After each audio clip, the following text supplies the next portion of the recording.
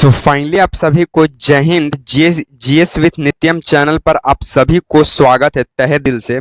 तो अब लगातार देख रहे हैं कि इस चैनल से जीके जीएस का सवाल दिया जाता है जो सभी परीक्षाओं के लिए उपयोगी है, खासकर बीपीएससी शिक्षक भर्ती, बिहार पुलिस, बिहार दरोगा, Bihar SSC, SSC, railway, banking और डिफेंस जैसे एग्जाम और वो भारत का तमाम परीक्षाओं जिसमें जीके जीएस का सवाल बनता है, उन सभी परीक्षाओं के लिए वीडियो महत्वपूर्ण होगा।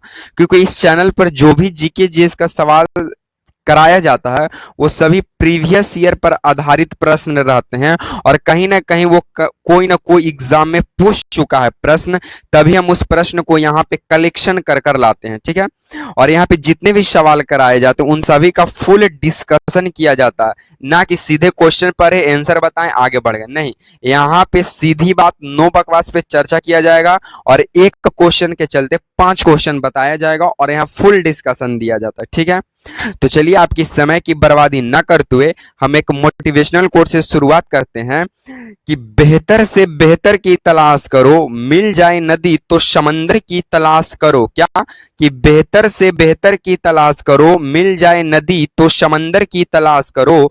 टूट जाता है शीशा पत्थर की चोट से, टूट जाए पत्थर ऐसा शीशा ही तलाश करो। तो आपको सर हार्ड वर्क करके ही आपको हीरा बनना है, ना कि ऐसे ही बन गए। ठीक है, तो हार्ड वर्क आपको कामयाबी की ओर सही रास्ता पे ही लेके जाएगा।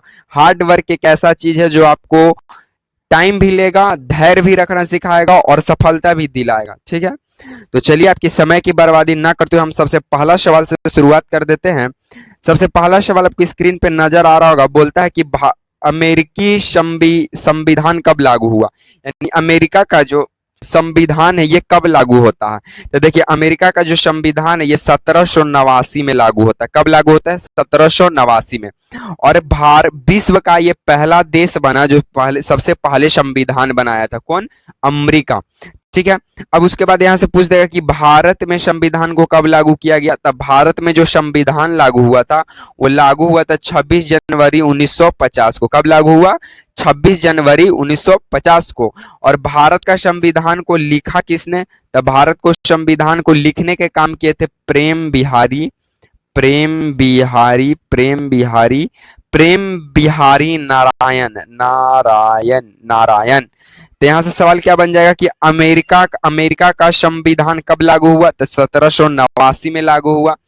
भारत जो है, भारत का संविधान कब लागू हुआ? तो 26 जनवरी 1950 को लागू हुआ। उसके बाद भारत के संविधान को लिखा किसने? तब प्रेम बिहारी नारायण लिखे थे। अमेरिका का राजधानी कहाँ है? तो वाशिंगटन डीसी है। और अमेरिका का वर्तमान राष्ट्रपति कौन है? तो अमेरिका का वर्तमान राष्ट्रपति कौन है? इसका आंसर आप लोग कमेंट बॉक्स में कमेंट कीजिएगा। और अमेरिका का करेंसी का ये तो सब मालूम है। ठीक है, चलिए हम लोग सेकंड नंबर सवालों की ओर आगे बढ़ जाते हैं। सेकंड नंबर सवाल हमारा क्या कहता है कि फ्रैंकफर्ट का संधि कब हुआ। तो देखिए फ्रैंकफर्ट का संधि जो है ये 10 मई 1871 को हुआ था। फ्रैंकफर्ट की संधि कब हुआ? 10 मई 1871 को हुआ था। किसके किसके बीच में हुआ था? तो ये फ्रांस और जर्मनी के बीच हुआ था। किसके बीच हुआ था? जर्मनी के बीच। तो फ्रैंकफर्ट की संधि 10 मई 1871 को होता है।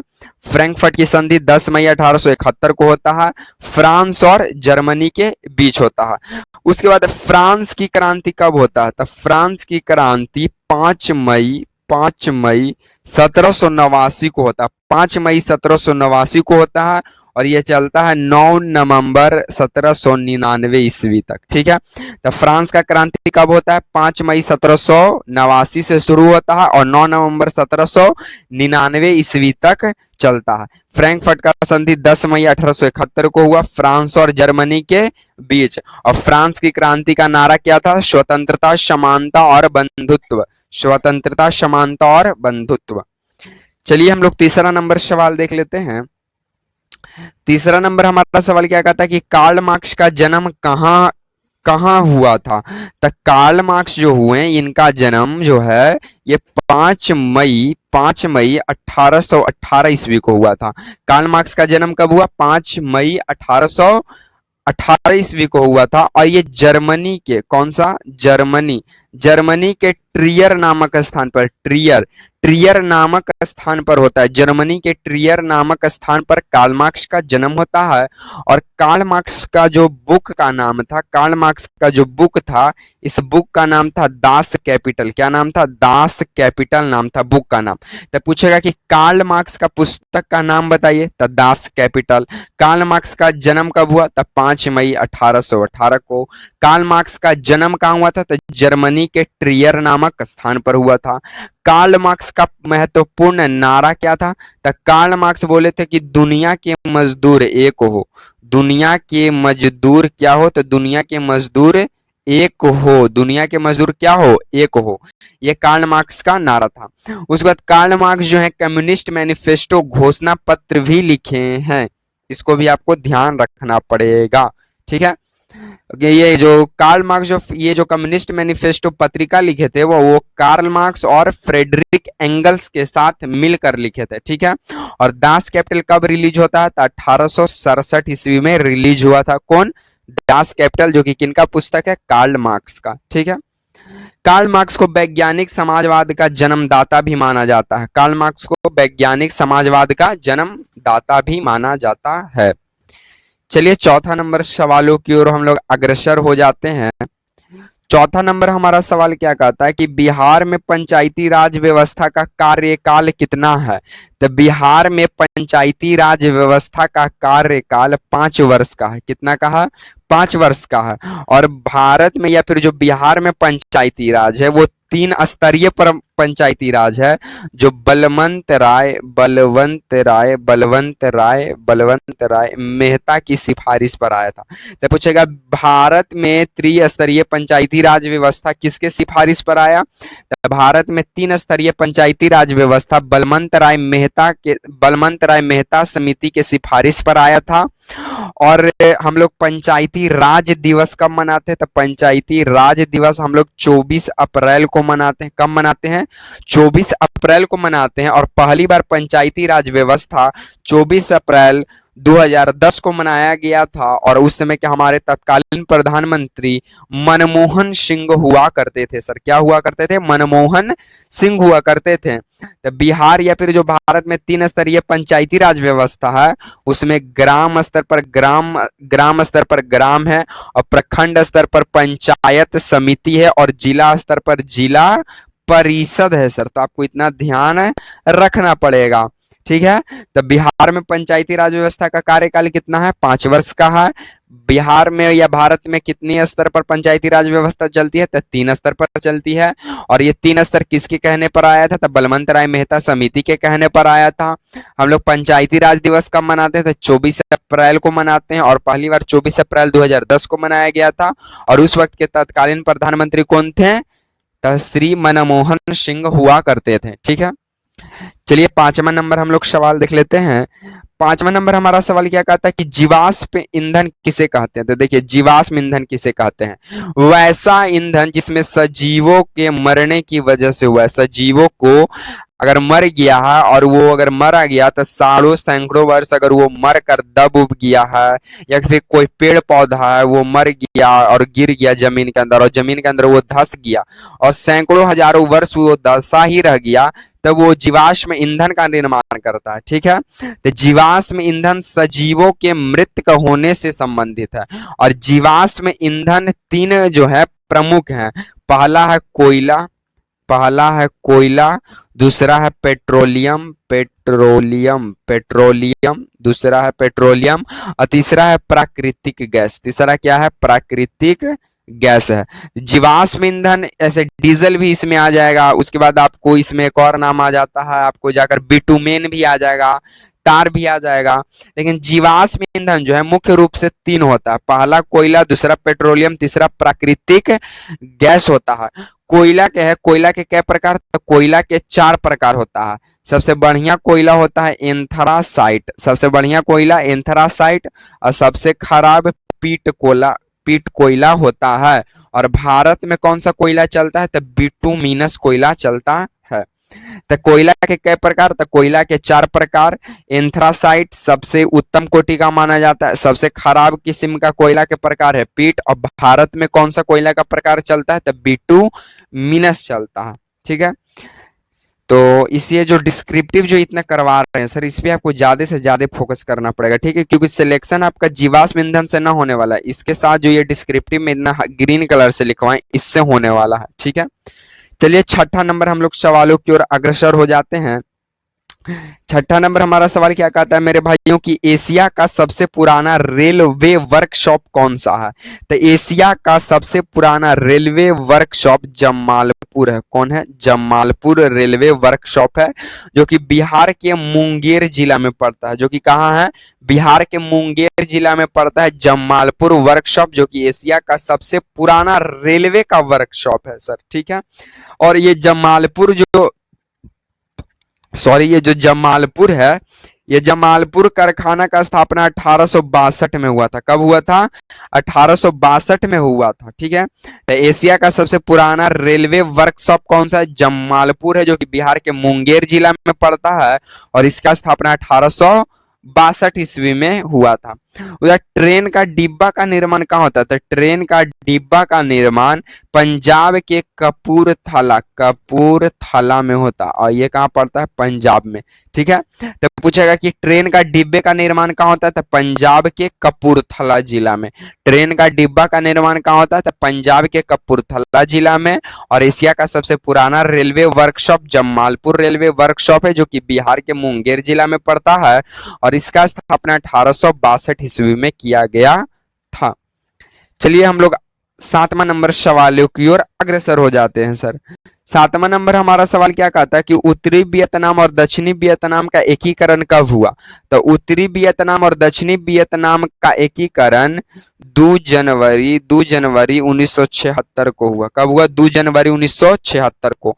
तो उत्तरी वियतनाम और दक्षिणी वियतनाम एक होकर कब बन गया, तो 2 जनवरी 1976 को। ठीक है, उसके बाद देखिए आपको यहाँ पे एक और बात बता दें कि कंबोडिया के राजा हुए, कंबोडिया में अंकोर वाट का मंदिर है, एक अंकोर वाट का मंदिर है, जिसको निर्माण कराने का काम किए थे सूर्यवर्मन द्वितीय नामक व्यक्ति कंबोडिया में अंकोर वाट का मंदिर का निर्माण करवाते हैं। और अंकोर वाट का जो मंदिर है ये विष्णु भगवान को समर्पित है, यानी हिंदू धर्म से संबंधित है। तो पूछेगा कि उत्तरी वियतनाम और दक्षिणी वियतनाम का एकीकरण कब हुआ, तो 2 जनवरी 1976 को हुआ।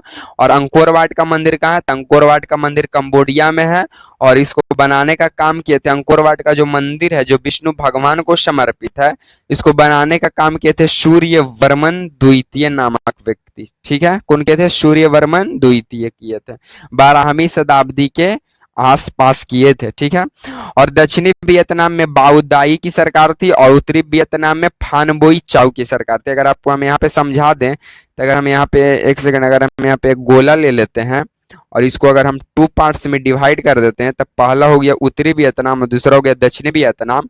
तो दक्षिणी वियतनाम पर बाओ दाई का सरकार था, किसका सरकार था, बाओ दाई का सरकार था। और उत्तरी वियतनाम पर फान बोई चाउ की सरकार थी, फान बोई चाउ की सरकार थी। और उत्तरी वियतनाम और ज्यादातर ये वियतनाम पर अमेरिका हमला करते रहता था। अमेरिका क्या करते रहता था, हमला करते रहता था। तो उत्तरी और दक्षिणी वियतनाम का एकीकरण कब हुआ, तो 2 जनवरी 1976 को हुआ सर। ठीक है, चलिए 8वां नंबर हम लोग सवाल देख लेते हैं। 8वां नंबर हमारा सवाल क्या कहता है कि वल्लभ भाई पटेल को सरदार का उपाधि दिया गया। तो देखिए वल्लभ भाई पटेल को लौह पुरुष कहा जाता है। कौन सा पुरुष कहा जाता है, लौह पुरुष कहा जाता है। और सरदार वल्लभ भाई पटेल जो हैं 1928 में एक बारदोली सत्याग्रह करते हैं। 1928 में क्या करते हैं, बारदोली सत्याग्रह, बारदोली जो कि गुजराती में पड़ता है, बारदोली सत्याग्रह करते हैं। और इसी में बारदोली सत्याग्रहों में जो टैक्स जो था, ये ज्यादा मजदूरों से ज्यादा टैक्स लिया जाता था। तो पिछले बार ये 1928 में क्या हुआ था कि बारदोली में जो है फसलें बर्बाद हो गया, जिसके चलते वहां का जो किसान मजदूर है टैक्स नहीं दे पाए थे सरकार के। तो जिसके चलते वो सरदार वल्लभ भाई पटेल से रिक्वेस्ट करते हैं कि वो आंदोलन करें। तो बारदोली सत्याग्रह या बारदोली आंदोलन करते हैं सरदार वल्लभ भाई पटेल 1928 में। इसी में आकर महिलाओं ने खुशी से बारदोली सत्याग्रह से खुश होकर बारदोली की महिलाओं ने सरदार वल्लभ भाई पटेल को सरदार का उपाधि दिया। तो कौन दिया? तब बारदोली की महिलाओं ने दिया। ठीक है, तो सरदार वल्लभ भाई पटेल को लौह पुरुष भी कहा जाता है, आयरन मैन ऑफ इंडिया। साथ में सरदार वल्लभ भाई पटेल ये बारदोली सत्याग्रह को सफल किए, जिसके चलते बारदोली की महिलाएं खुश होकर सरदार वल्लभ भाई पटेल को सरदार का उपाधि दे दिए थे। ठीक है, और सरदार वल्लभ भाई पटेल का मूर्ति है नर्मदा नदी के किनारे गुजरात में स्थित है। नर्मदा नदी के किनारे गुजरात में स्थित है। और उस सरदार वल्लभ भाई पटेल को मंदिर का निर्माण कराने का काम किए राम सुतार। कौन किए? राम सुतार नामक व्यक्ति किए। ठीक है, तब से यहां तक सवाल बन जाएगा कि सरदार वल्लभ भाई पटेल को सरदार का उपाधि कहां से दिया गया? तब बारदोली सत्याग्रहों से दिया गया, क्योंकि बारदोली की महिलाएं खुश होकर उनको दे दी थी। सेकंड बात की बारदोली सत्याग्रह 1928 में होता, नर्मदा नदी के किनारे हुआ। हिस्ट्री कॉप है हम लोग। ठीक है, चलिए 9वां नंबर हम लोग सवालों की ओर अग्रसर हो जाते हैं। 9वां नंबर हमारा सवाल क्या कहता है कि विश्व में सर्वाधिक कॉफी का उत्पादन कौन करता है? तो देखिए, विश्व में सर्वाधिक कॉफी का उत्पादन करता है ब्राजील। कौन करता है? ब्राजील करता है। और ब्राजील में कॉफी के बगान को ब्राजील में कॉफी के बगान को फैजेंडा कहा जाता है। क्या कहा जाता है? फैजेंडा कहा जाता है। ठीक है, आपको याद रखना पड़ेगा कि विश्व में सर्वाधिक कॉफी का उत्पादन कौन करता है? ब्राजील करता है। और ब्राजील में कॉफी के बगान को फैजेंडा कहा जाता है। और भारत में कॉफी का उत्पादन करता है कर्नाटक। कौन करता है? कर्नाटक करता है। और कॉफी के लिए उपयुक्त मिट्टी कौन सी मिट्टी है? तो लैटेराइट मिट्टी है। तो आपको कॉफी से इतना चीज याद करना पड़ेगा। और कॉफी के भी 4 प्रकार होता है, जिसमें अरेबिका नामक कॉफी सबसे अच्छा माना जाता है। तो विश्व में सर्वाधिक कॉफी का उत्पादन ब्राजील करता है। ब्राजील में कॉफी के बैगान को फैजेंडा कहा जाता है। साथ में भारत में सर्वाधिक कॉफी का उत्पादन कर्नाटक करता है। आपको तो यहाँ तक सर पता ही होगा। ठीक है, चलिए तो इस सीरीज का लास्ट प्रश्न 10वां नंबर सवालों की ओर हम लोग आगे बढ़ जाते हैं। 10वां नंबर हमारा सवाल कहता है कि हुआ हुआ आंदोलन कब हुआ? तो देखिए, हुआ हुआ आंदोलन ये वियतनाम में हुआ था। कहाँ हुआ था? वियतनाम में हुआ था। ठीक है, तो हुआ हुआ आंदोलन कहाँ हुआ? वियतनाम में होता। और हुआ हुआ आंदोलन 1939 को हुआ। कब हुआ?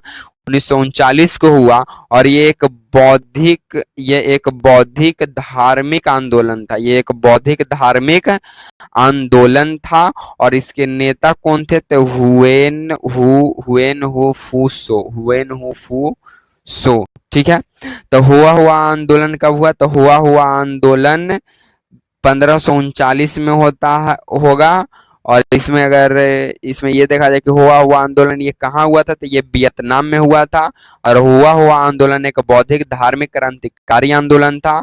और हुआ हुआ आंदोलन के नेता हुएन फू सो थे। ठीक है, तो आज को हम सीरीज को यहीं पे समाप्त करते हैं। अगर आपको वीडियो पसंद आता है तो वीडियो को लाइक कर दीजिएगा, चैनल को सब्सक्राइब कर दीजिएगा और कमेंट कर जरूर बताइएगा कि आपको वीडियो कैसा लगा।